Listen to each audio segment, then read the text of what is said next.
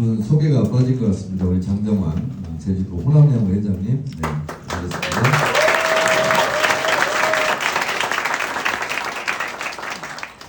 제가 충청의 아들 겸 전북의 아들 겸 호남의 사이입니다. 이상하죠? 충청의 아들 또 한국은 전북의 아들. 제가 좀 말씀드리면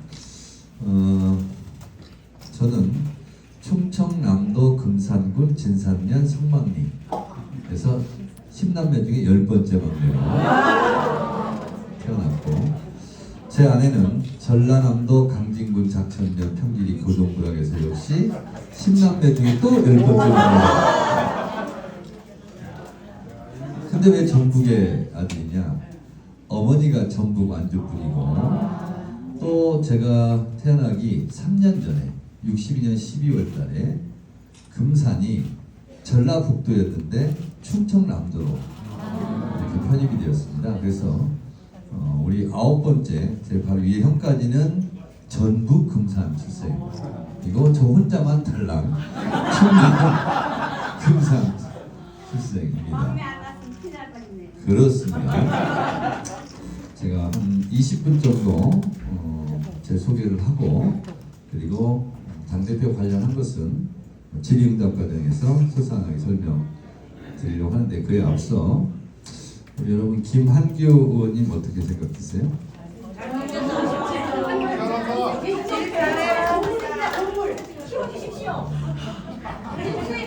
알겠습니다. 저는 김한규 의원 생각하면 미국의 오바마 대통령이 생각납니다.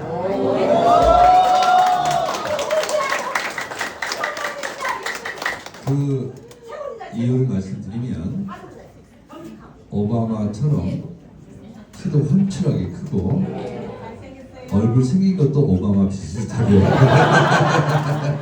생긴 것 같고, 그리고 머리도 좋고, 그리고 또 법 전문을 했고, 그리고 대한민국 최고의 로펌 김현장에서도 활동했고, 그리고 우리가 강남에 내보내서 정말 아까웠어요. 강남에 나가서 어려운 지역에서 자갈밭에서 구르다가 청와대에 들어가서 제주도 고향으로 내려와서 국회의원이 되니까 정말 우리 민주당에도 저는 김한규 의원 같은 엘리트 국회의원이 있었으면 좋겠다 이렇게 생각했는데, 여기 와서 우리 고향 분들이 성원해 주셔서 이렇게 국회의원, 재선 국회의원으로 무럭무럭 성장하고 있습니다. 아마 제 다음에 당대표 나올지도 모르겠어요.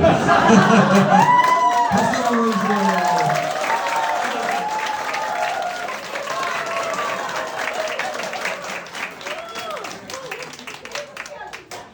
저 팬클럽이 있어요. 청래당이라고. 우리 청래당 모임에 한 번 왔었어요. 국회의원 아닐 때. 근데 국회의원 되니까 얼굴이 더 좋아졌어요. 저희 어머니는 전라북도 완주군 운주면 삼북리라는 곳에서 1921년 음력 10월 18일 날 태어나서 16살 때 얼굴도 모르고 이름도 모르고 아무것도 모르는 한 살 어린 꼬마 신랑, 저희 아버지한테 대둔산을 넘어서 40리길을 걸어서 시집을 왔다고 했습니다. 이제 혼례를 올리는데 평생 살 신랑이 코가 제대로 붙어 있는지 어쩐지 궁금해서 이제 혼례식을 올리다가 옆에 이렇게 봤대요. 봤는데 저하고 똑같은 남자가 서 있었거든요. 시집 오고 2년 후에 우리 큰 형님을 39년도에 낳았습니다. 39년생이니까 우리나라 나이로 87세. 지금도 금산 장날, 신탄진 당날 뻥튀기 장사한 형님이 우리 형님입니다. 공주 장날 뻥튀기 장사를 가면 어떤 누님이 와요. 왜냐면 박수현 의원 큰 누님이 없답니다. 그래, 정청래 큰 형님, 박수현 의원 큰 누님 이렇게 만나서 잘 지내고 있습니다. 저희 어머니가 21년생, 아버지가 22년생이니까 일제시대였어요. 근데 없는 집안이지만 알콩달콩 잘 살다가 아버지가 강제징용에 끌려갑니다. 강제징용을 끌려가는 생떼 같은 남편의 뒷모습을 보면서 얼마나 또 울었을까 그런 생각이 듭니다. 일본 홋카이도 탄광에 가서 3년 내내 햇빛을 못 보고 석탄을 캤다고 했습니다. 돈 한 푼 없이 3년 만에 돌아왔는데 정말 돈 한 푼이 없더래요. 근데도 목숨은 건져서 살아와서 붙잡고 많이 울었다고 했습니다. 전쟁이 터졌어요. 저희 동네는 산간 오지 대둔산 기슭 마을이고 초등학교 때 우리 동네를 미술 시간에 그리면 하늘을 동그랗게 그렸습니다. 이렇게 평지가 없고 다 경사면 그 산비탈에 논을 이렇게 일고 살았는데 쟁기질을 하면은요, 저도 아버지 따라다니 해봤는데 이렇게 길쭉하게는 가는데 폭이 너무 좁아요. 논이 그런 논이었습니다. 그런데 전쟁이 터졌어요. 산골 오지마을은 옛날에 아까 4.3공항도 갔다 왔습니다만 전쟁이 나면 참 어렵습니다. 낮에는 국군이, 밤에는 인민군이 지배를 하기 때문에 위험천만한 산간 오지마을이었습니다. 인민군이 총을 들고 밥하라면 밥을 했고 또 낮에 국군이 와서 또 뭘 도와달라고 하면 도와주고 그렇게 어머니는 무학 글씨를 모르는 촌 어머니였지만 중립외교를 했다고 했습니다. 살려고. 근데 아무래도 인민군들이 불만이 있었던지 해가지고 아버지를 논바닥으로 끌어냈다고 합니다. 그리고 동네 사람들 다 불러놓고 인민재판을 했는데 총살형을 선고받고 사형장으로 끌려가는 남편의 뒷모습을 보면서 또 얼마나 울었을지 상상이 안 갑니다. 문 좀 닫아주실래요? 그런데 거기 끌려가면 걸어서 나온 사람이 없다고 했습니다. 그러니까 인민군들이 해가 뜨면 산으로 도망가고 그러면 시신을 수습해서 오거나는 그런 곳이었는데 웬일인지 아버지가 살아서 걸어서 나왔어요. 밤 10시. 뭘 이렇게 놀래요? 그랬으니까 제가 있지. 그러니까 내가 있지. 좀 생각을 하면서 들었어요.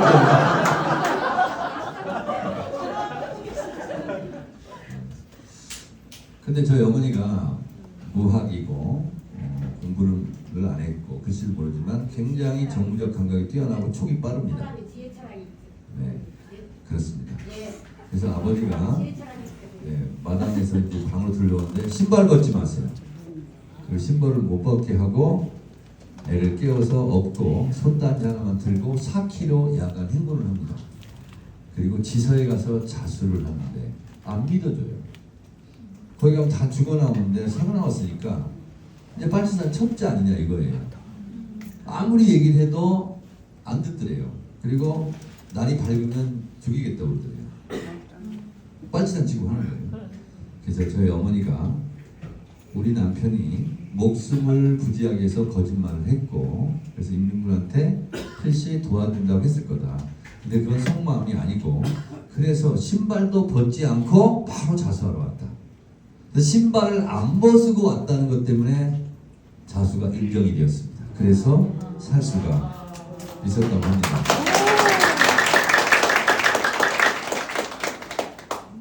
저희 어머니는 10남매를 낳는데 저는 호적 쌍지금 5남매 중에 막내에 기도했습니다. 큰형님이 39년생, 둘째 형님이 53년생, 14년간이 텅 비어 있습니다. 애를 낳아서 돌지 나서 아장아장 걸을만 하면 홍역이 와서 데려가고 또 홍역이 와서 데려가고 그렇게 5 아기를 잃었다고 했습니다. 그러면 아기가 죽으면 아버지가 흰 차에다 싸고 아이를 묻으러 산으로 가는 뒷모습을 보면서 우리 어머니는 또 얼마나 많이 울었을지 그렇습니다. 5번을 연거푸 그랬고 어머니는 애를 낳으면 희귀병이 걸려서 지금도 의학적으로 증명이 안 되는데 아기 낳고 해산을 하면 1년간 몸이 2배로 뚱뚱 불어가지고 걷기가 어려웠다고. 근데 신기하게 1년이 지나면 몸이 다시 정상으로 오고 그랬다고 했습니다. 그래서 어머니가 저한테 살아계실 때 나는 28년간 배불러 있었다고 그리고 10년을 뚱뚱 부어가지고 있었다고 그렇게 얘기를 하셨습니다. 근데 우리 어머니는 그 아기가 어디에 묻혔는지 한 군데를 알지를 못합니다.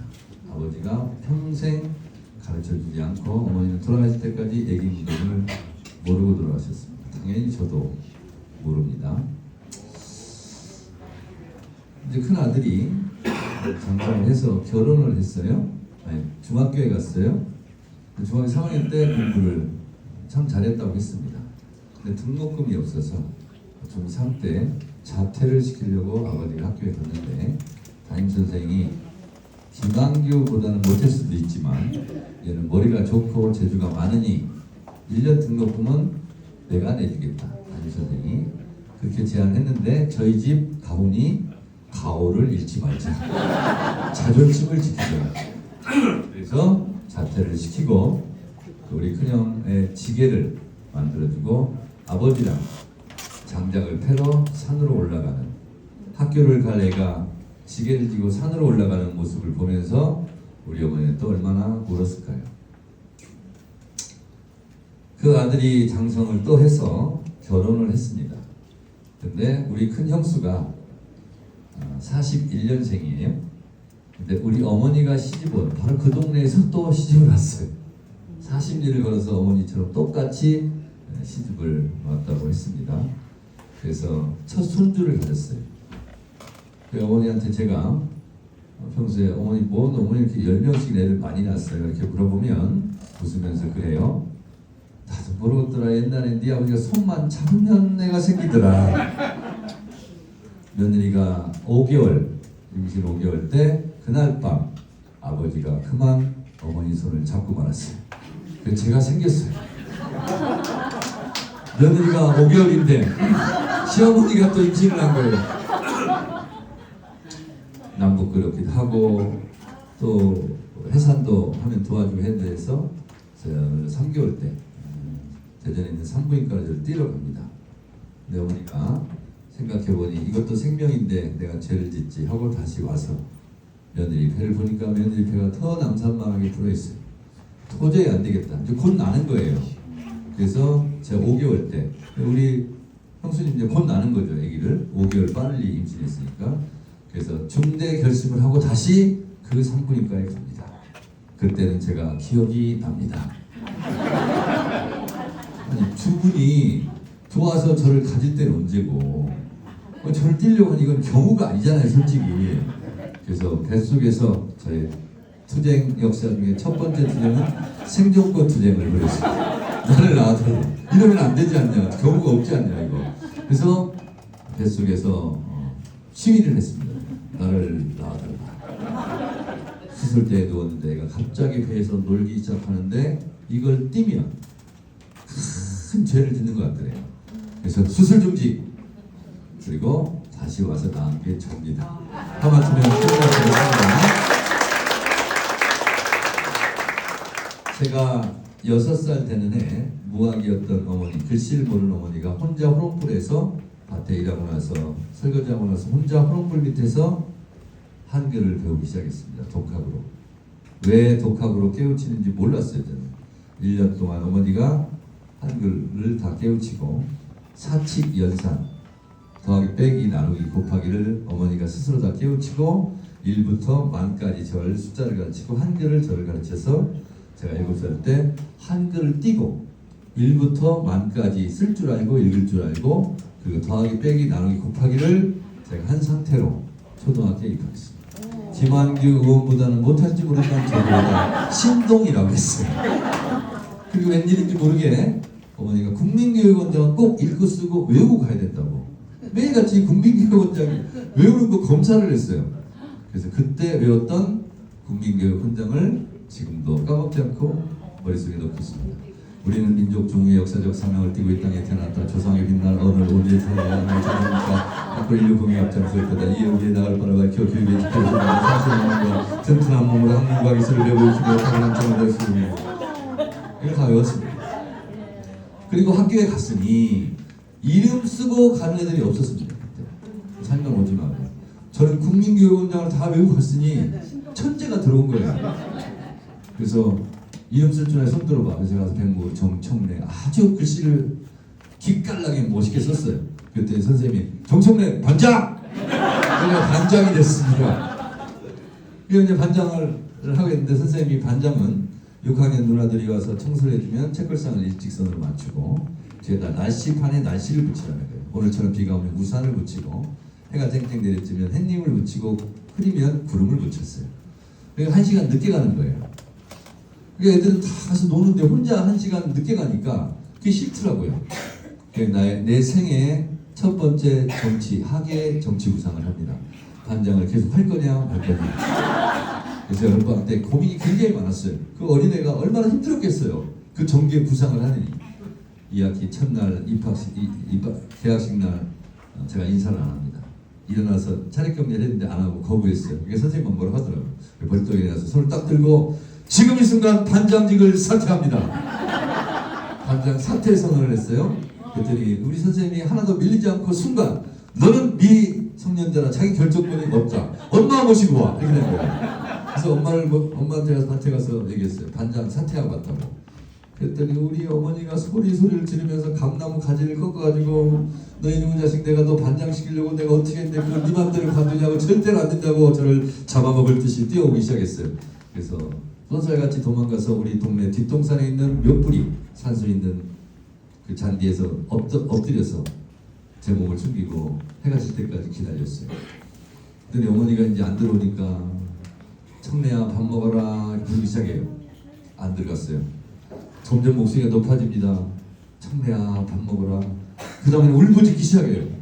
청래야 밥 먹으러 와라. 어디 갔냐. 그래서 우리 아버지까지 이제 다니는 거예요. 울부짖으면서 아이고 그까짓 거 반장 안 해도 된다. 얼른 와서 밥 먹어라. 그래서 믿고 집을 들어갔습니다.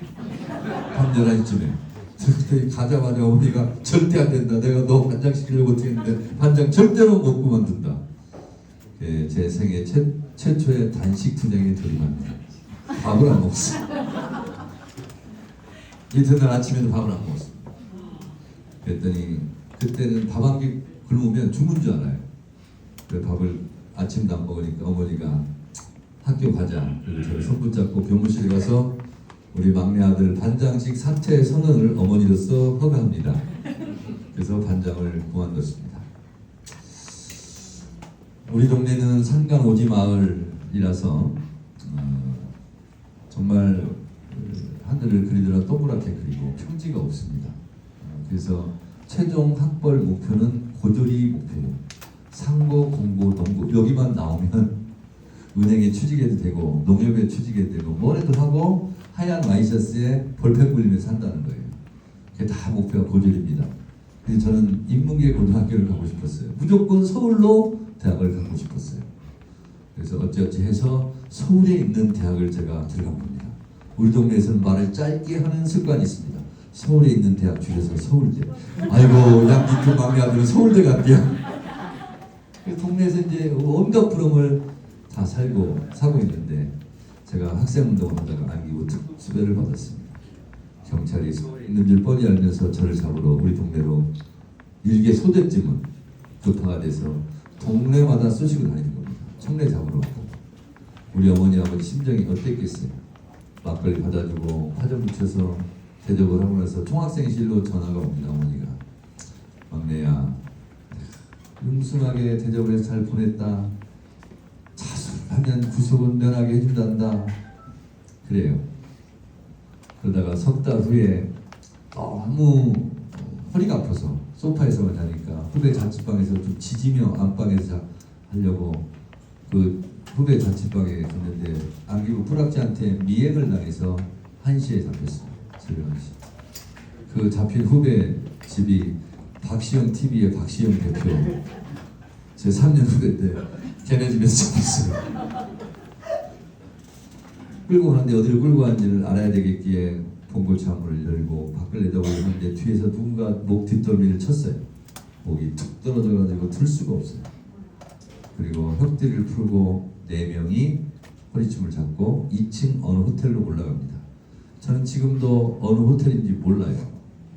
김병기 원내 대표가 국정원 출신이잖아요.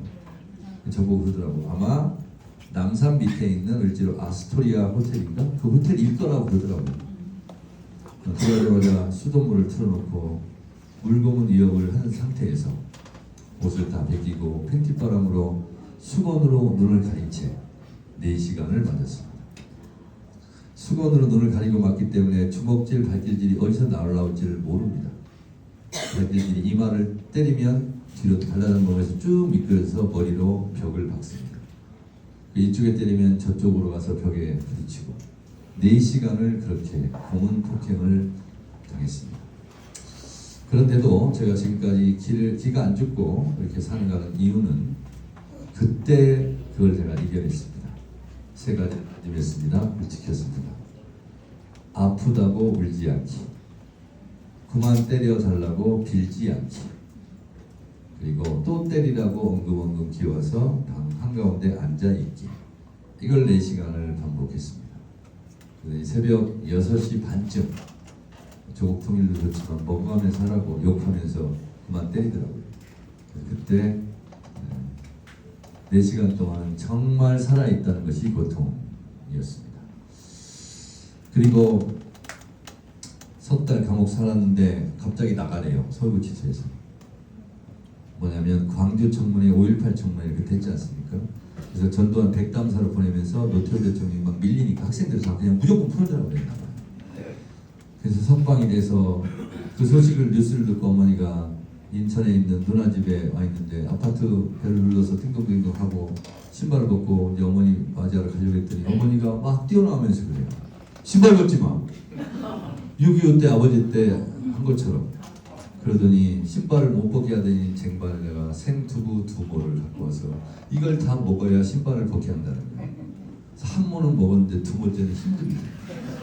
이거 2모째 먹어봐. 진짜 힘들어요. 어머니가 강제 투입을 했어요. 그 2모를 다 먹으니까 어머니가 그때서야 쟁반을 놓고 저를 끌어안고 우시던 우리 어머니. 2번 다시 감옥 가지 말라고 두부를 2모를 먹어야 한다는 거였어요. 그 다음에 또 이 불효자식은 미 대사관저 정부농성으로 또 징역을 삽니다. 미 대사관저에 진압당하면서 정경의 방패에 머리를 찍혀서 제가 이쪽에 10바늘을 꼬맸습니다. 그래서 빵꾸가 났어요. 저는 단식 투쟁을 해도 삭발 투쟁을 못합니다. 빵꾸가 나가지고 그 남대문 경찰서 뒤에 한동병원이라는 데 가서 엑스레이를 찍었는데 의사 선생님이 굉장히 위트가 있는 분이었어요. 저한테 엑스레이 찍고 다 보더니 머리를 크게 다쳤으나 머리는 정상이다. 그리고 압박공대를 하고 미이라처럼 텔레비에 제가 나왔나 봅니다. 둘째 형수가 시골에 가서 어머니 충격받을까 일주일 동안 텔레비를 껐대요. 근데 어머니가 정무적 감각이 매우 뛰어나고 촉도 빠르고 정확합니다. 추석 때도 안 오고 설 때도 안 오니까 설날 둘째 며느리를 앉혀놓고 너 몇 달 전에 이상한 짓 하던데 막내가 잘했지? 둘째 형수님이 막내 서방님 지금 서울에 있어요. 이렇게 얘기한 거예요. 그러니까 어머니가 그 다음날 면회를 오셨어요. 저는 근데 징역을 살아도 그냥 살지 않습니다. 평범하지 않습니다. 옥중 투쟁위원장을 역임하고 있었습니다. 돈 없어서 변호사를 못 산 사람들이 국선 변호사를 사는데 변호가 소홀합니다. 제가 그래서 항소 이유서 탄원서를 써줬습니다. 그리고 무기징역을 제가 15년 감형도 시켰습니다. 그리고 목포교서에 있을 때는 여러분 감옥에 있는 사람은 제일 걱정하는 게 마누라 고무신 거꾸로 쓰는 겁니다. 면회 올 때 안 오면 밥을 못 먹습니다. 편지가 와야 되는데 안 오면 울고불고 난리가 납니다. 편지가 한번 오면 그 편지에 답장을 보내야 됩니다. 볼펜을 쓴 것은 괜찮은데 사인펜을 쓴 것은 눈물을 툭툭 틀면 이 글자를 알아볼 수가 없어요. 그러면 그거를 햇빛에 다 비치면서 이 글자가 도대체 무슨 글자냐 이러면서 답장을 써서 보내는데 그건 글이 짧기 때문에 저한테 부탁을 합니다. 뭘 알아야 했었죠. 그래서 제가 그 사람 인생을 다 듣습니다. 그러면서 거기에 맞게 편지를 써줬습니다. 저는 감옥에 2년 있으면서 30명 여자와 연애를 했습니다. 어린 나이에 참 많은 것을 경험했습니다. 그 중에 잊혀지지 않는 편지가 이 모 씨인데 징역을 7년인지 9년인지를 받고 왔는데 딸한테 편지가 왔어요. 초등학교 3학년이 침을 묻혀가지고 연필을 썼는데 아빠, 엄마가 집에 안 들어와. 3일 동안 밥을 못 먹었어. 배고파 죽겠어. 아빠 언제 나와? 이런 글이었어요. 그걸 가지고 편지를 보면서 저도 울고 그분 울었는데 결국은 할머니한테 가라고 편지를 썼어요. 근데 그 후에 일주일에 답장이 왔습니다. 할머니 집에 가서 밥 잘 먹고 있다고. 근데 걔가 최소한 일주일은 굶었던 것 같아요. 3학년짜리가. 여러분 혹시 가족 중에 교도소에 있는 분 있으면 손 들지 마시고요. 꼭 면회 가세요. 편지를 쓰거나. 진짜입니다. 김학윤 감옥을 안 가봤죠. 감옥에 있으면 편지 한 통이 인생의 답니다. 그렇게 미웠던 사람들 편지 한 통 오면 너무너무 좋고 이뻐요. 그 한번 하시기 바랍니다. 어머니가 근데 옥중투쟁위원장이라고 구치소장이 특별 배려를 해서 특별 면회를 시켰습니다. 유리창 사이로 하는 게 아니라 어머니하고 손을 잡고 1시간 면회를 하는데 55분 동안 울기만 하셔요. 그러니까 교도관이 적을 게 없습니다. 흐흐흐 크크크만 그랬어요.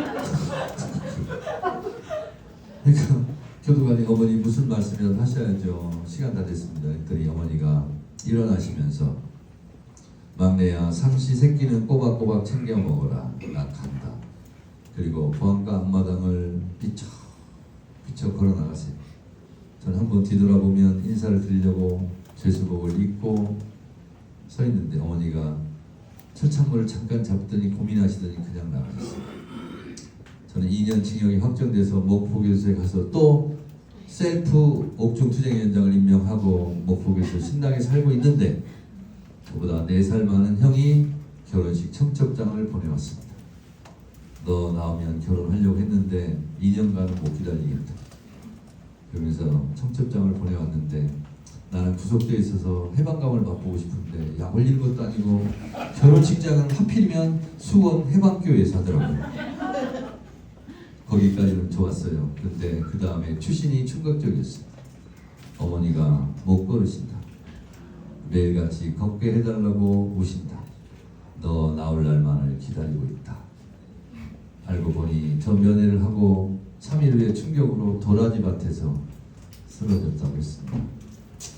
징역을 다 살고 나가보니 어머니가 몸이 너무 작아졌고 왜소해졌고 누워 계시는데 저한테 건강히 잘 살다 왔냐 한마디를 하시더니 어머니가 이 또 말이 청산유수입니다. 아이고 막내야 포천에 있는 할렐루야 기도원에 가면 난진뱅이도 다른 밥질을 하고 눈먼 풍사도 안경 안 끼고 세상을 훤하게 본단다. 내가 꼭 가자는 건 아니다. 어머니를 모시고 포천의 할렐루야 기도원에 갔습니다. 하루에 예배를 5번 보고 그리고 거기는 말기암 환자 병원에서 못 고친다는 환자 50명이 와 있습니다. 오늘 하루 죽어나가면 내일 1명이 들어오고 2명이 죽어나가면 2명이 들어오고 대예배당과 그 암 환자 숙소가 있는 6m를 제가 다 케어를 했습니다. 그리고 그분들하고 같이 잤어요. 저는 대장암 환자가 가장 고통스럽다는 것을 그때 알았습니다. 대장암 환자는 누워서 잠을 못 잡니다. 네 발로 이렇게 움켜있는 상태로 신음하면서 반쯤은 정신이 있는 상태로 없는 상태로 비몽사몽간에 잠을 듭니다. 항상 졸린 게 대장암 환자입니다. 잠을 못 자니까. 내가 케어를 하고 그러니까 그 암 환자들이 고맙잖아요. 젊은 사람이 와서. 저는 예수를 안 믿었기 때문에 제가 착하게 살아야 우리 어머니한테 효험이 있겠거니 하고 정말 착하게 살았습니다.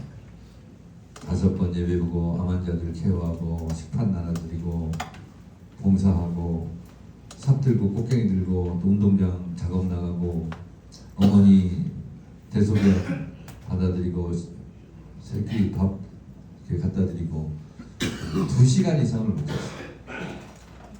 그러면 이제 그 환자들이 저가 고마우니까 고마움을 표시했는데 표시할 게 없어요. 저한테 카드를 주겠어요. 뭘 주겠어요. 꽃다발을 주겠어요. 본인이 먹던 숟가락으로 제 입에다가 한술을 했어요. 그러면 우리 어머니는 교양은 있어서 소리는 못 지르고 먹지 말라고 그러면서 얼굴로 대화를 해요. 그래서 먹지 말라고 막 눈이 마주쳐요. 먹지 말라고 막 이렇게 해요. 근데 눈이 마주친 상태에서 환자 눈을 또 봅니다. 안 먹을 수가 없잖아요. 그럼 떠서 넣어주면 그걸 먹습니다. 그러면 어머니는 옆에 가면 막 꼬집고 난리가 나요. 왜 먹냐고. 내가 어머니 암은 전염병이 아닙니다. 그래도 그거 먹으면 안 된다고. 나쁜 기운이 몸에 들어간다고. 그렇게 한 달 사니까 제가 11kg가 빠졌습니다. 그랬더니 어머니가 한 달이 지날 때쯤 저를 앉혀놓고 나 살자고 너 말려 죽이겠다. 나는 안 걸어도 좋다. 그리고 집에 가자. 그리고 나서는 한 번도 걷게 해달라는 얘기를 안 하셨어요. 장병에 효자 없다고 큰 며느리 작은 며느리가 6개월 1년 단위로 교대를 했는데 딱 정해진 날짜에 못 하잖아요. 그럼 그걸 가지고 큰 소리가 좀 납니다. 어머니랑 옆방에서 그 소리를 들었어요. 어머니 얼굴을 보기도 미안하고 민망하고 내가 결혼했으면 차라리 내가 모시면 좋을 텐데. 근데 우리 큰형, 큰형수도 4년을 그렇게 했으니 저는 다 이해를 합니다. 그리고 딱딱 그게 안 맞잖아요. 6개월 1년 정해도. 그래서 어머니한테 드릴 말씀도 없고 조용히 나와서 서대전역을 울면서 걸어갔어요. 그래서 서대전역에서 기차를 타고 서울로 왔습니다. 올라오면서 생각했어요. 하루라도 내가 내려가서 감정을 하는 게 좋겠다. 그래서 2주에 한 번씩 내려가면 어머니는 천군만마를 얻은 거예요. 제가 내려가면 큰 소리로 얘기합니다. 큰 며느리, 둘째 며느리 다 필요 없다. 난 막내하고 자겠다. 그리고 그 1박 2일은 어머니가 자부심을 느끼는 날이에요. 며느리하고 아들하고 조금 그게 거시기한 게 있어요. 아무리 며느리가 잘해도 자식이 최고입니다. 그러면 어머니는 1박 2일 동안 행복해요. 그럼 제가 대소변 받아내고 수건 물로 짜가지고 어머니 몸 닦아드리고 옷 입혀드리고 아무도 못 들어오게 하니까 그러면서 어머니하고 2년 동안 2주에 한 번씩 그래도 행복한 1박 2일을 보냈어요. 어느 날 큰형님이 엄마가 오래 못 버틸 것 같으니까 내려와라. 그래서 제가 마포에서 서울까지 대전까지 1시간 10분 걸려갔습니다. 속도 위반했습니다. 요 얘기할 때 어떤 눈치 없는 사람은 교통 벌금 냈냐고 또 물어보는 사람이 있어요. 안 냈다고. 경찰이 뭐라고 안 하더라고요. 임종을 못 볼까봐 이렇게 급하게 내려갔더니 어머니가 저를 기다리셨던지 마지막 윗눈꺼풀을 떨면서 저를 쳐다보셨어요. 제가 이렇게 보는데 어머니가 제 눈동자를 마주치면서 좌우로 한번 아래로 한번 제 눈동자를 본 채로 눈동자와 눈동자가 마주친 채로 뜬 눈으로 돌아가신 어머니. 저는 존경하는 인물을 쓰라 그러면 아브라함 링컨 이렇게 안 씁니다. 박순분 이렇게 씁니다. 우리 어머니. 제가 우리 어머니 얘기를 길게 한 것은 우리 어머니 같은 어머니만 있었을까? 2025년 7월 13일 오늘 사는 우리는 100년 전 독립운동하면서 또 이름 없이 빚도 없이 대한민국을 지키기 위해서 살았던 박순분 같은 수많은 어머니들의 노고를 잊어서는 안 되겠다라는 생각을 하고 또 정해일 우리 아버지 같은 아버지들 강제징용 끌려가고 일제시대 때 죽을 고비 넘기고 했던 우리 아버지 같은 아버지들의 노고를 잊어서는 안 된다는 생각을 하고 또 지금 87세가 된 우리 큰형님 같은 큰형님들 그리고 3년 전에 돌아가신 우리 큰형수님 같은 그런 며느리들이 다 갖고 온 피땀 어린 대한민국입니다. 대한민국은 그냥 오늘 어느 날 하늘에서 떨어진 게 아닙니다. 제가 정치를 시작할 때도 하는 과정에도 지금도 오늘도 우리 어머니가 꿈꿨을 대한민국을 만들기 위해서 제가 정치를 합니다. 제 서재에 어머니, 아버지, 장인, 장모님 영정 때 영정 썼던 사진을 네 분을 모셔놓고 문안 인사를 드리곤 합니다. 우리 어머니가 꿈꿨을 대한민국 일제시대 때 얼마나 고생스러웠을까. 나라 잃은 백성의 서름을 온몸으로 안고 독립된 국가를 꿈꿨을 것이고 6.25 전쟁 때 남편 하마터면 총살당해서 시신수습하러 갈 뻔했던 우리 어머니 얼마나 놀란 가슴을 흘러냈을까. 그래서 전쟁 없는 평화로운 한반도를 꿈꿨을 것이고 공부 잘하는 큰아들 학교 자퇴시키고 학교에 못 보내고 산으로 나무하러 가는 아들의 뒷모습을 보면서 얼마나 또 울었을까. 삼시세끼는 걱정이 없고 고등학교까지는 그래도 가르칠 수 있는 좀 경제적으로 풍요로운 대한민국을 꿈꾸지 않았을까. 안 달려다 난 아들 서울로 대학 보냈더니 데모하고 감옥 가고 빨간 줄 올랐다고 그 집 아들이 이제 인생 끝났다고 이렇게 동네 사람들 얘기를 들으면서 또 얼마나 속상했을까. 그러면서 대학생들이 이제 데모하지 않아도 되는 민주주의 국가를 꿈꾸지 않았을까. 우리 어머니가 또 우리 어머니 같은 어머니들이 꿈꿨을 그 대한민국을 윤석열이 망가뜨렸습니다. 나라를 절단냈습니다. 저는 운명과도 같이 법사위원장을 했습니다. 많은 국민들께서 박수를 많이 보내주셨습니다. 정청래 때문에 위로를 받았다, 통쾌했다, 사이다 갔다. 그리고 법사위 하는 거 항상 봤다 라는 말씀도 해주시고, 또 헌법재판소에 가서 제가 윤석열 파면을 위해서 112일간 어떻게 하면 파면을 빨리 시킬 수 있을까. 근데 파면 선고안 나오지 않고 일주일, 2주일, 3주일 늘어지면서 우리 국민들은 또 얼마나 애가 탔을까. 그러면서 저도 속이 새카맣게 타들어가고 그 누구보다 제가 범민의 밤을 보내지 않았겠어요. 이 모든 과정을 거쳤습니다. 대한민국은 권력자들이, 독재자들이 지켜온 게 아니라 조선시대 의병을 일으켰던 이름 없는 백성들처럼 대한민국은 대한민국 주인인 대한민국 국민들이 여기까지 밀고 지켜왔다는 사실. 그래서 헌법재판소 재판을 위해서 꾸려진 17명의 변호사와 제가 책을 썼습니다. 국민이 지키는 나라, 윤석열 파면 110일간의 생생한 기록, 이런 책이 나왔습니다. 거기 맨 마지막 18번째 저자로 제가 나옵니다. 350페이지 마지막 부분에 제가 이렇게 썼습니다. 역사는 직진하지 않는다. 그러나 결코 후퇴하지 않는다. 정권은 짧고 국민은 영원하다. 정권과 국민이 싸우면 끝내 국민이 이긴다. 국민이 지킨 나라, 아, 대한민국.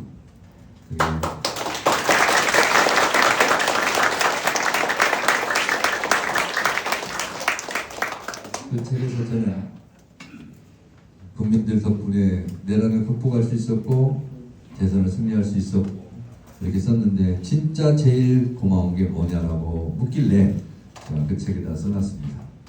나의 목숨을 구해준 국민들에게 진짜 감사하다 하셨습니다. 여러분들이 아니었으면, 장갑차를 막아서고 경군을 막아서지 않았다면 국회의원들이 계엄 해제 의결을 투표할 수 있는 시간을 확보할 수 없었고, 그냥 총으로 밀고 들어왔으면 국회의원들 다 잡아갔습니다. 그러면 이재명도 정청래도 이 세상 사람이 아닙니다. 진짜입니다. 만약에 계엄이 성공했다면 이재명 대통령도 저도 이 세상 목숨이 아닙니다. 그리고 여러분, 김한규 의원은 여러분 장례식장 영정사진에서 조문하면서 가야 했을 겁니다. 이 젊은 국회의원이 전도가 양양한데 얼마나 억울했을까요? 우리 4.3에서도 그랬습니다. 3만 명 안팎이 학살당했습니다. 계엄이 성공했으면 몇천 명이 죽었을지 모릅니다. 이런 대한민국, 피로써 지켜온 민주주의 역사, 피로써 한자 한자 쓴 헌법을 지키려고 노력했던 대한민국에서 쿠데타가 일어나는 것도 놀랍지만, 이 쿠데타를 극복하고 K민주주의 놀라운 회복력을 보여준 것에 대해서 전 세계가 찬탄하고 있습니다. 이재명 대통령이 당선되자마자 코스피가 뛰기 시작했습니다. 전국 불안 요소가 해소되었기 때문입니다. 전쟁이 일어날 가능성이 높거나 전국이 불안하면 외국 자본이 들어오지 않습니다. 여러분, 이재명 대통령이 당선된 것만으로도, 이재명 개인이 훌륭해서라기보다도 우리 국민들이 그 열망이 이재명 대통령 당선으로 모아졌기 때문에, 전국이 안정됐기 때문에 코스피가 뛰고 있습니다. 여러분, 12.3 내란부터 2주 동안 주식 시총, 시가총액 기준으로 무려 2주 동안 144조가 날라갔습니다. 우리가 허리띠 졸라매고 저금해서 주식 투자하면 뭐합니까? 그리고 쿠데타 한 번 일어나면, 전쟁 한 번 일어나면 그냥 다 깡통이 되는데, 그래서 전국 안정과 남북 관계 평화가 그만큼 우리의 삶에 직접적으로 연관되어 있고 영향을 미친다는 사실을 알고 이재명 정부를 어떻게 하면 성공시킬까 하는 일념으로 이번에 당대표에 출마를 했습니다. 이상 제 소개를 마치겠습니다.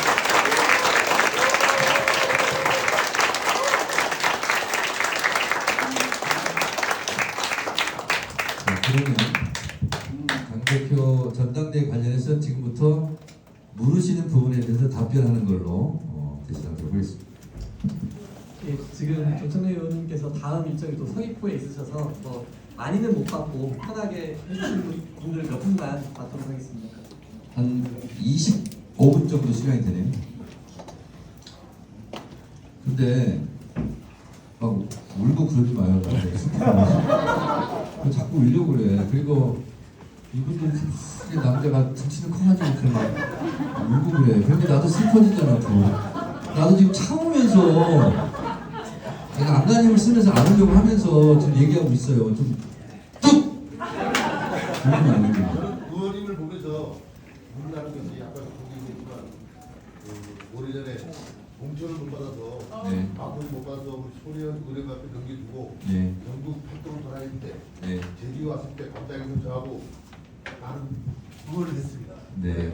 그때 그 모습을 보면서 역시 대한민국 최고의 국회입니다. 장기에 공천 학살을 당했지만 그거를 이기려고 전국 투표하면서 선거했던 그 모습, 그 모습이 이번에 법사위원장이 돼서 정말 대한민국이 지겠습니다. 네. 그 컷오프 당했을 때도요. 제가 컷오프 당할 줄 몰랐어요. 의정활동 평가 제가 기억하기로 1등, 2등, 3등 그 셋 중에 하나였어요. 근데 그때도 제가 트위터에 썼어요. 뭐라고 썼냐면 어머니 저는 이럴 때 어떻게 하나요? 근데 저는 이제 탈당할 생각도 없고 내 사전에 이혼과 탈당을 없다고 썼는데 우리 어머니가 사진 속에서 탈당 같은 거 하면 못 쓴다잉 이렇게 얘기하시더라고요. 의원님,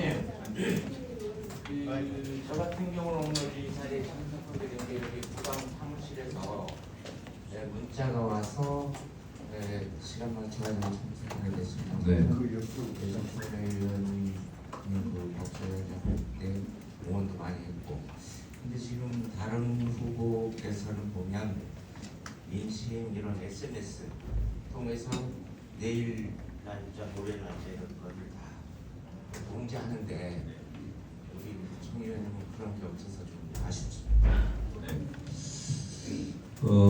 저는 페이스북에 하루에도 글 몇 번씩 씁니다. 제가 직접 씁니다. 그리고 내일의 일정을 다 올립니다. 페이스북에. 그러면 사람들이 그걸 보고 퍼져나가고 이렇게 합니다. 이렇게 해서 문자 같은 경우는 내일쯤에 전국대의원 대상으로 문자를 한번 보낼 것 같은데요. 그래서 제 페이스북을 좀 참조해 주시기 바랍니다. 네. 또 질문 안 하면 제가 계속 얘기합니다.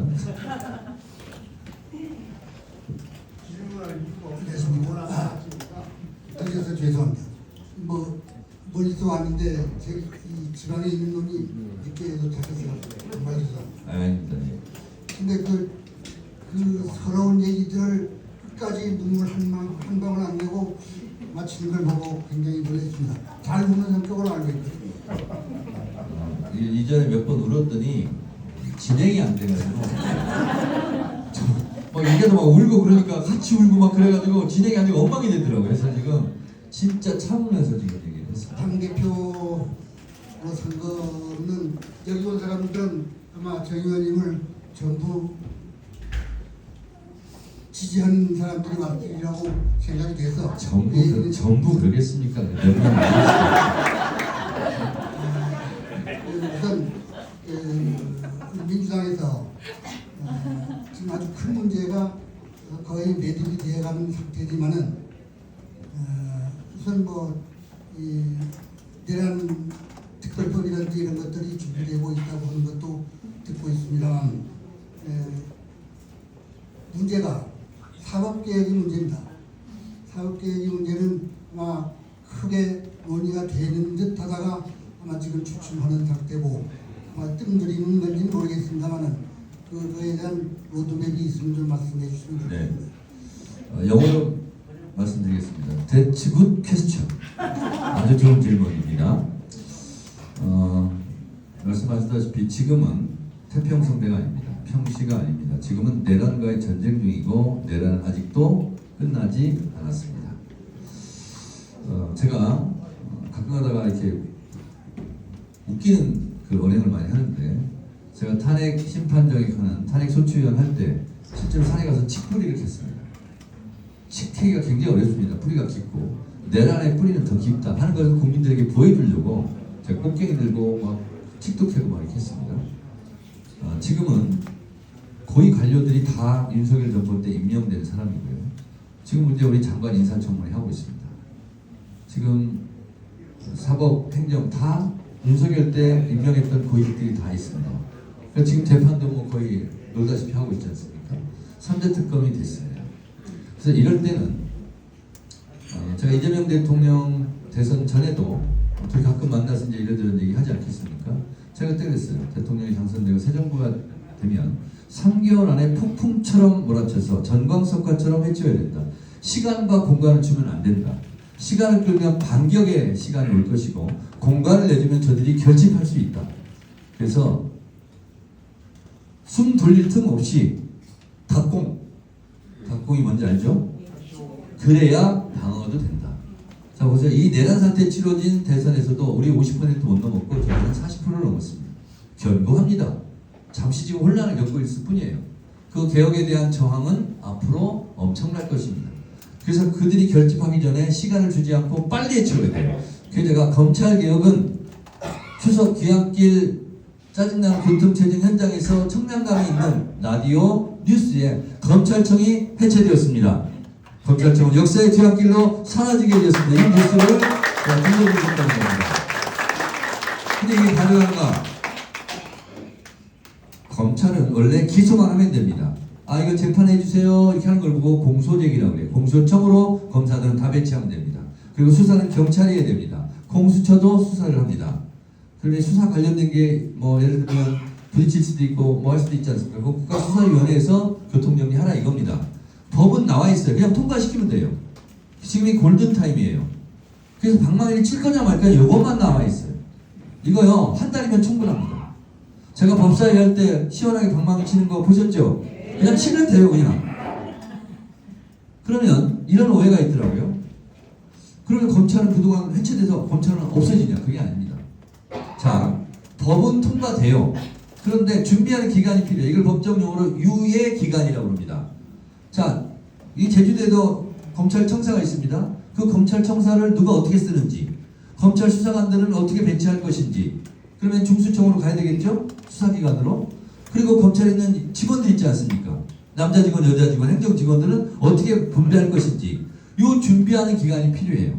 사무실은 누가 쓸 건지 어디 쓸 건지 1층은 뭐 쓰고 2층은 뭐 쓸 건지 이 준비하는 기간이 1년이 필요하다는 사람도 있고 6개월이 필요하다는 사람이 있어요. 그러면 6개월이 필요하다고 결론이 나면 법에 중수청, 공소청, 국가수사위원회를 분리한다. 단 준비기간이 필요하기 때문에 6개월 후에 이 법은 시행한다. 이렇게 하면 끝나는 거예요. 박수!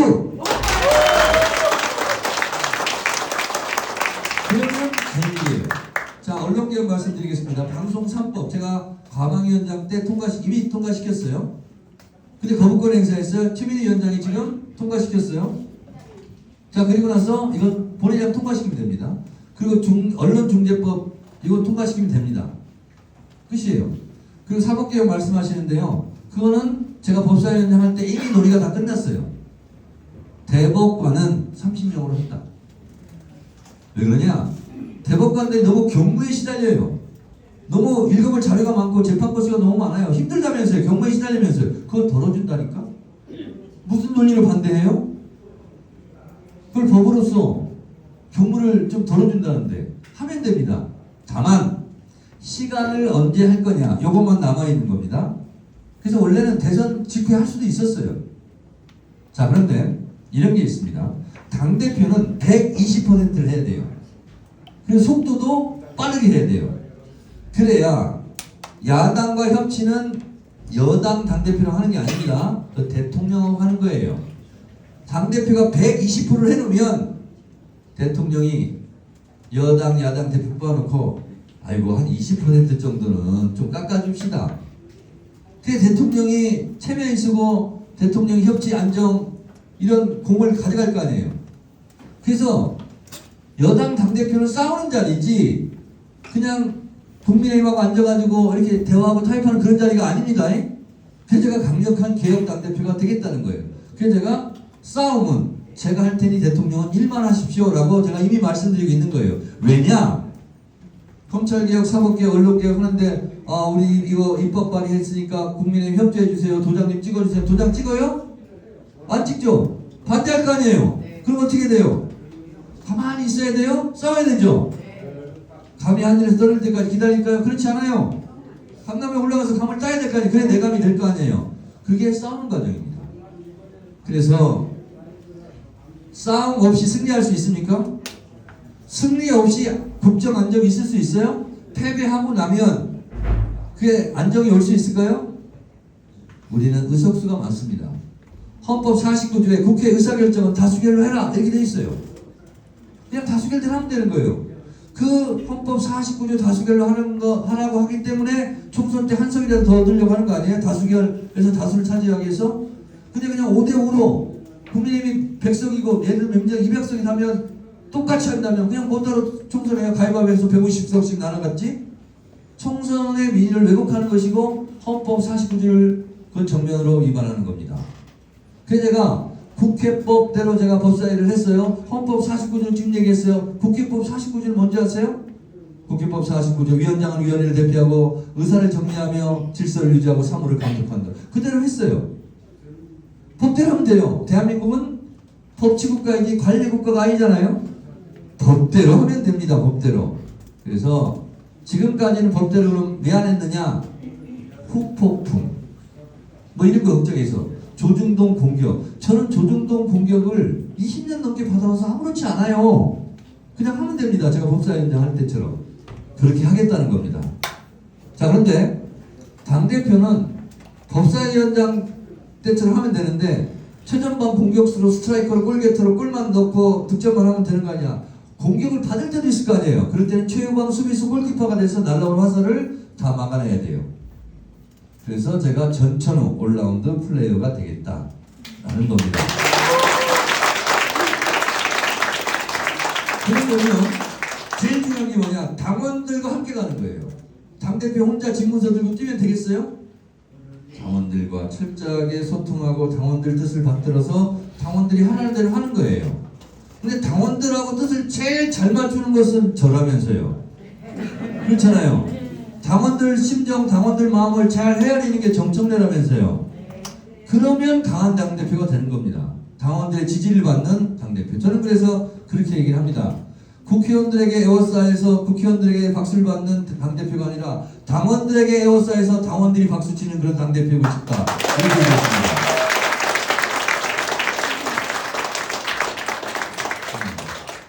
내가 맞으니까 본인도 39년생 문이십니다. 아, 예. 정당 생활을 60년을 했습니다. 그리고 또 우연하니 강진 자천이 제 고향. 아이고. 제가 좀 어려지셨습니다.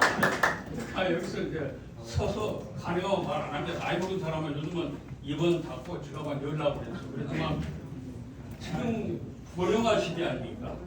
이제 우리 정청래 의원이 분명히 이번에 이제 그 흐름을 보면 당 대표가 됩니다. 분명히.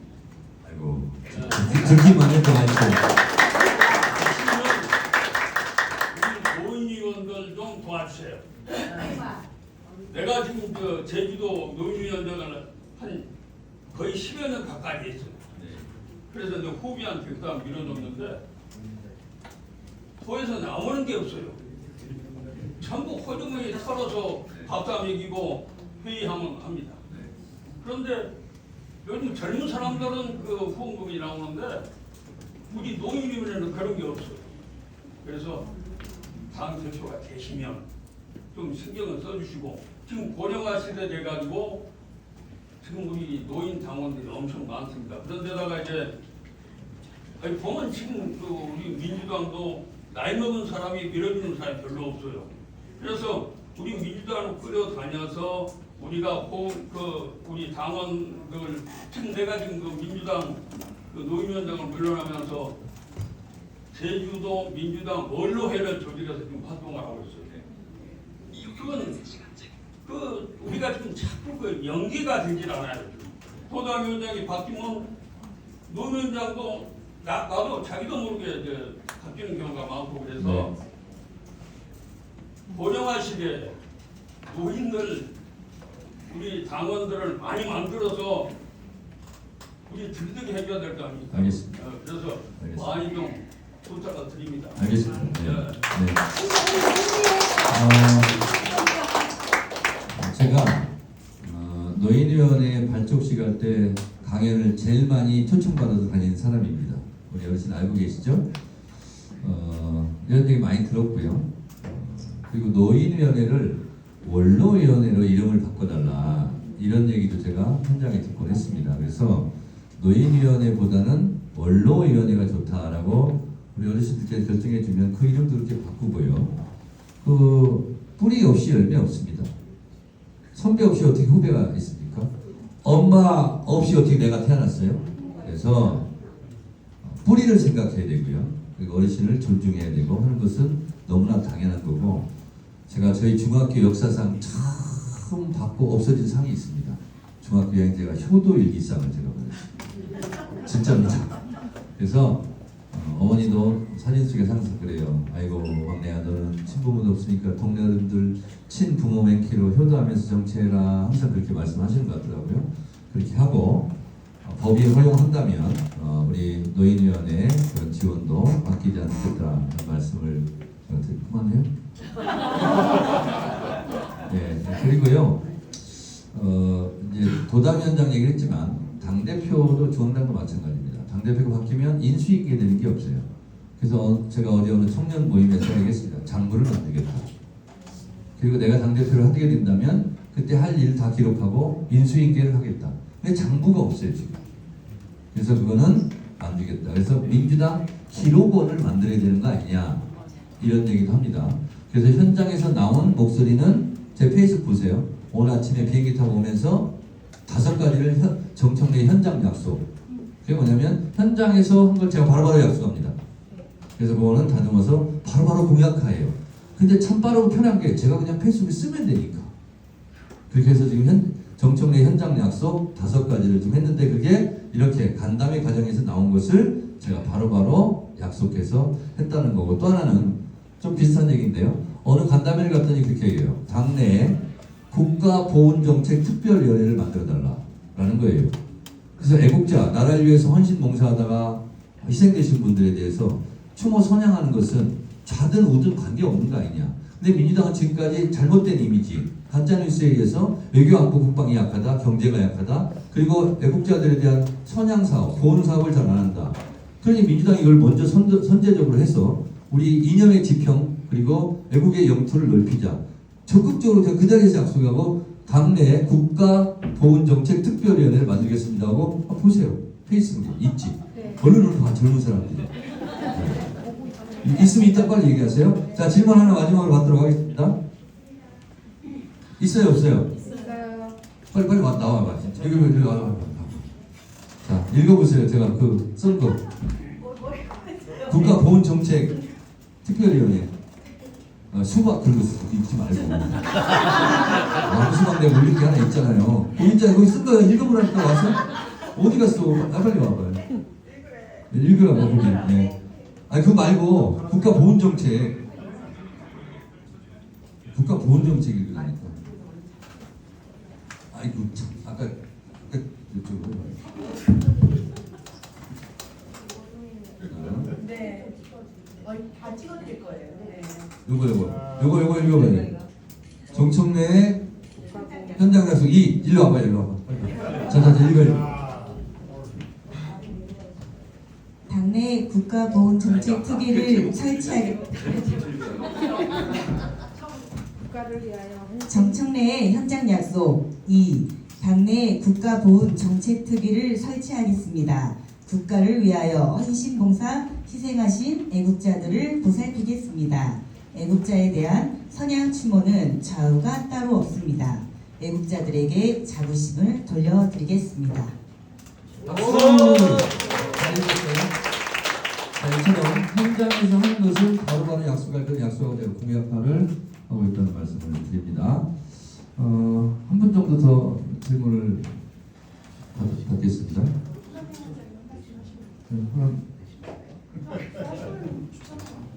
자, 그러면 질문이 없으면 제가 지목해서 질문하도록 하겠습니다. 자, 잠깐 나오세요. 네. 모자를 비싼 거 쓴 것 같아요.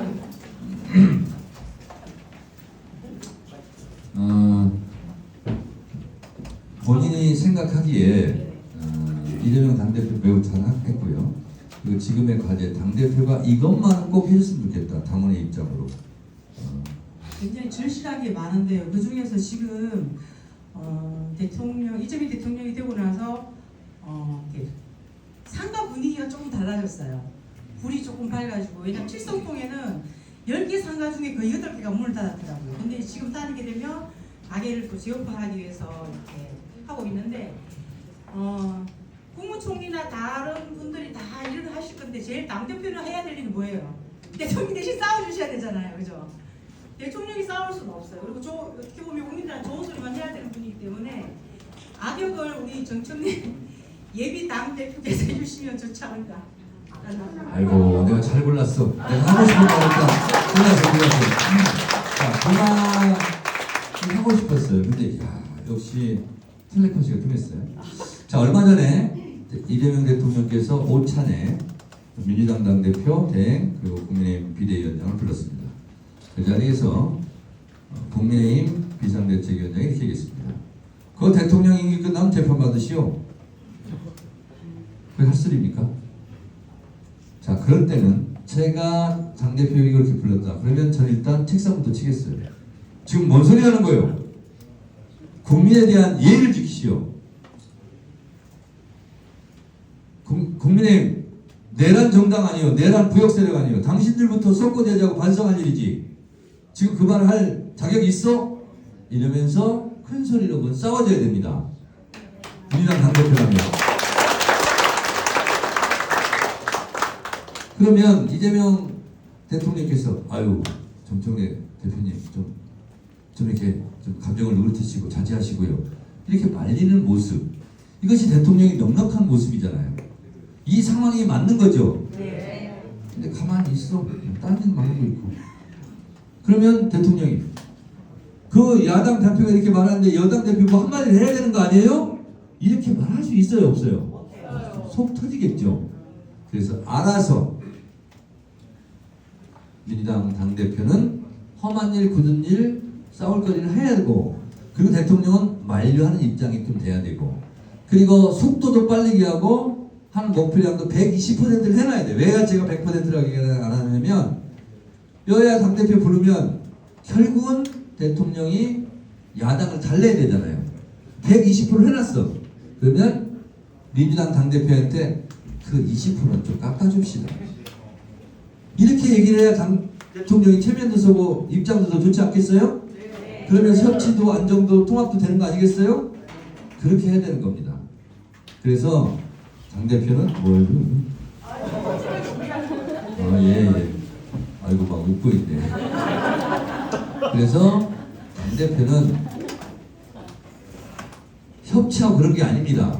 협치는 사람하고 하라고 있어요. 앞에 가로 열고 하나 덮고 합리적인.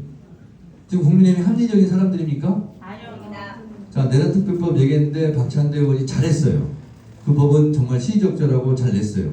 그래서 저도 거기다 공동소명했어요. 근데 약간 조금 아쉬운 게 있어요. 국민의힘은 정당 해산 심판 청구의 대상입니다. 왜냐?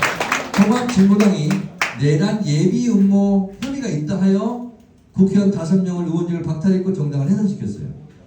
근데 국민의힘은 1호 당원이라는 윤석열 내란숙의 우두머리 피의자가 어느 당 소속이었어요? 국민의힘 소속이었어요. 그 국민의힘 소속일 때 비상계엄 내란 사태를 일으킨 거예요. 그러면 거기 또 국민의힘이 다 동조했다고 우리가 다 생각하고 있지 않습니까? 그리고 지금 내란 특검 하고 있잖아요. 여기서 수사를 통해서 윤석열은 앞으로 수사를 받을 거고 재판을 받을 거고 국민의힘 관련자가 나온다면 그럼 내란 정당 혐의라는 사실에 대해서 자유로울 수 없잖아요. 그 상황이 되면 우리 당원과 국민들이 국민의힘 해산하라. 그리고 이재명 정부의 법무부는 국민의힘을 위헌 정당 심판, 정당 해산 심판을 빨리 해라 라고 요구가 있을 거 아니에요? 그러면 그때 제가 또 앞장을 서겠다 이런 거예요.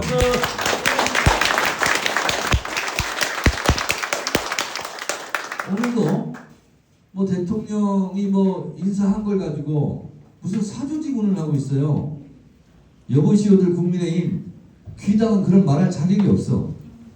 윤건희 정권이라고 그러잖아요. 권력을 사유한 게 누구예요? 국민들이 다 의심하고 있잖아요. 할 말이 따로 있지. 국민의힘은 제발 정신 차리고 진정으로 국민들께 무릎 꿇고 사과해 본 적이 있냐고요. 아니 선거 때는 그렇게 큰절도 잘하고 막 빌고 그러더니 내란이 일어나고 나서 국민의힘 전체 의총에서 다 선거대제 해야 돼. 안 하고 있잖아요. 국민의힘이 할 소리는 아니다. 귀당이나 좀 잘하시기 바랍니다. 남의 당 오지랖 넓게 신경 쓰지 마시고. 그리고 한마디만 말씀드리고 마치겠습니다. 우리 민주당원들은 이렇게 보니까 좋긴 한데 맨날 왜 전당대회 때 선거 때 이런 때만 나와서 막 이렇게 하냐고. 우리도 정치 얘기 안 하고 웃고 즐기고 떠드는 날 하루쯤은 있어야 되는 거 아니에요? 그래서 연말에 당원 콘서트 제가 하려고 그래요. 상암동 월드컵 경기장 같은 거 큰 거 하나 빌려서 5만이든 10만이든 불러서 가수 올지는 모르겠지만 이승환도 초청하고 임영웅도 한번 초청하고 사회자로 유재석도 한번 초청하고 아니면 강호동을 초청하든가 올지는 모르겠어요. 근데 정당하게 대가를 지불하겠어요. 우리가 돈이 많이 있어요. 국회의원들이 그런 무대를 만들어서 당원들을 초청하면 되죠. 그렇습니다. 그래서 그 5만 명, 10만 명 당원 콘서트 하고 그 자리가 일부가 끝나면 아까 그 읽은 사람 누구예요? 여기 이름이 뭐예요? 저 임주원입니다. 권리당원이에요? 네. 네, 알았어요. 다 필요해서 물어봤어요. 그리고 끝나고 나서 당원 시상식을 할 겁니다.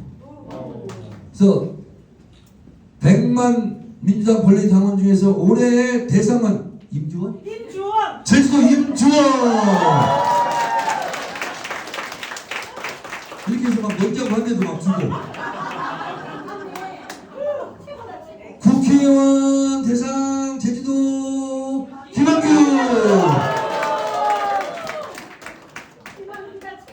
네?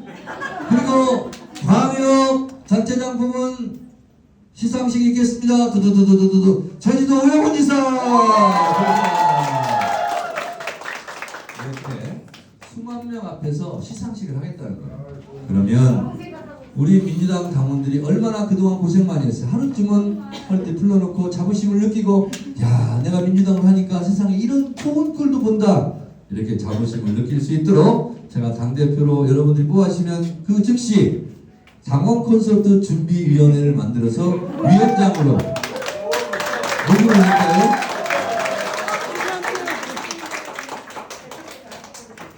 위원회 문재인을 할까요? 이성문을 할까요? 김한규를 할까요?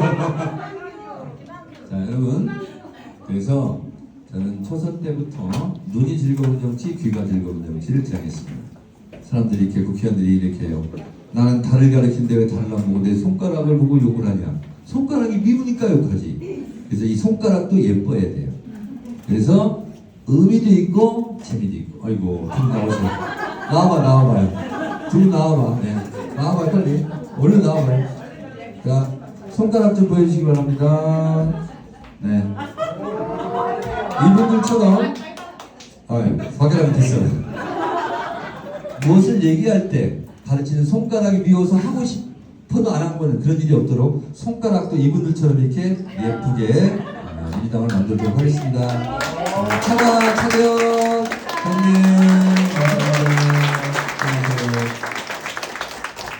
자 이제 더 질문할 거 없죠? 네. 우리 어머니가 맨날 저한테 하는 얘기가 있어요. 막내야 너 좀 말이 너무 길다 짧게 해라 얼른 사진 찍어라 이렇게 얘기해요.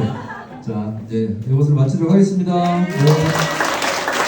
다시 한번 좋은 말씀 해주신 저희 정청래 의원님께 뜨거운 박수 부탁드리겠습니다.